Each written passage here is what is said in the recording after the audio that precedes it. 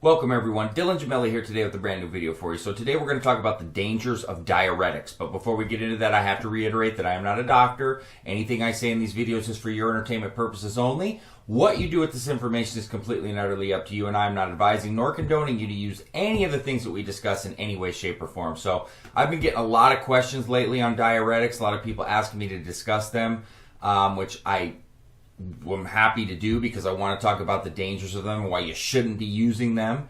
And I feel like there's a lot of people that think they should be and get bad information, so I definitely want to cover that. But let's do a quick overview. Diuretics are sometimes they're called water pills, so you can know that a water pill is a diuretic because I know that people that are new to this may not know that. They're medications that are actually designed to increase the amount of water and salt that are expelled from your body as urine, and you can also buy supplements, that are water pills, etc., diuretics. There's three types of prescription diuretics. They're often prescribed to help treat high blood pressure, but they're used for other conditions as well. So let's talk about that real quick so you can understand. The most common condition treated with diuretics is high blood pressure, okay?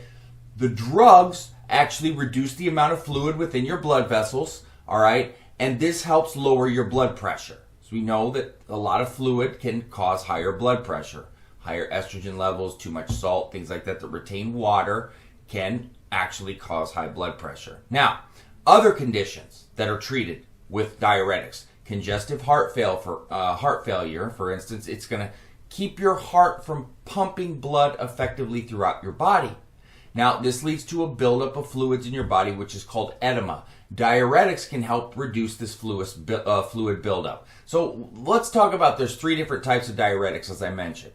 They're called thiazide, loop, and potassium-sparing diuretics. Now, all of them make your body excrete more fluids as urine. So let's talk about thiazide diuretics first. They're most commonly prescribed, all right, than any of the other two. They're most often used to treat high blood pressure. Now, not only do they decrease fluids, but they also cause your blood vessels to actually then calm down and relax. So they're sometimes taken with other medications that are used to lower blood pressure as well. Metolazone is an example of a thiazide. And then indapamide is another example. So these aren't really commonly known, but you need to know them in case you're prescribed them or you're going to the doctor. Now, loop diuretics, you might be a little bit more familiar with one of these. Now, they're often used to treat heart failure. So Lasix is an example of this, which I'm sure many of you have heard of. And I'll do a video on that as well. And Demodex is another one. Then we've got potassium-sparing diuretics, as I also mentioned. Now, these reduce fluid levels in your body without causing you to actually lose potassium, which is an extremely important nutrient and electrolyte. The other types of diuretics can actually cause you to lose potassium. So this way, these are called potassium-sparing. And losing potassium can lead to health problems such as arrhythmia. And so can an overabundance of potassium can have you, having some heart palpitations and things like that.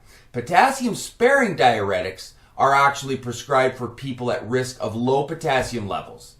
Like people that take other medications that deplete potassium.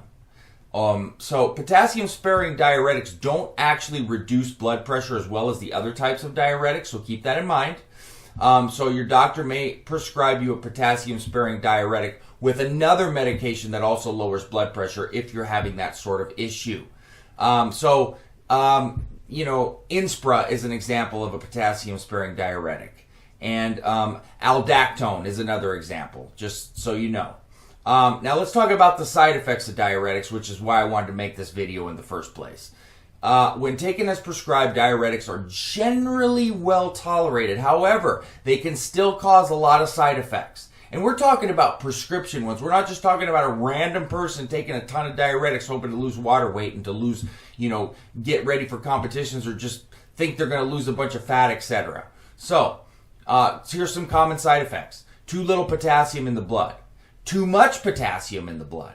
Low sodium levels. Headaches. Dizziness. Thirst. Increased blood sugar. Muscle cramps. Increased cholesterol. All of these are bad. Skin rashes, gout, diarrhea.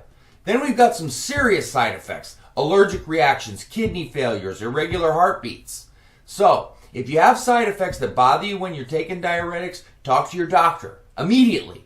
They might prescribe a different medication, different combination of medications to help reduce your side effects. Now, whether or not you have side effects, don't stop taking them if they're prescribed to you without talking to your doctor first. Diuretics are generally safe if they're needed and they're used as they're prescribed. But there's some risks if you have other medical conditions or take certain medications. Now, conditions of concern. If you have any sort of diabetes, pancreatitis, lupus, gout, menstrual problems, kidney problems, frequent dehydration. These are some instances where you definitely need to be aware and you probably shouldn't be taking them. Now, drug interactions, there are some drug interactions. Make sure you tell your doctor about any medications that you're taking, but some that might, interact with them. Lithium, for example, drugs for high blood pressure, Degox, Restasis. Now, there are some herbal diuretics out there that I do recommend. They're natural. They're not going to drain you of water. Hawthorn, green and black tea, parsley, and my favorite, dandelion root. I just want to make it clear.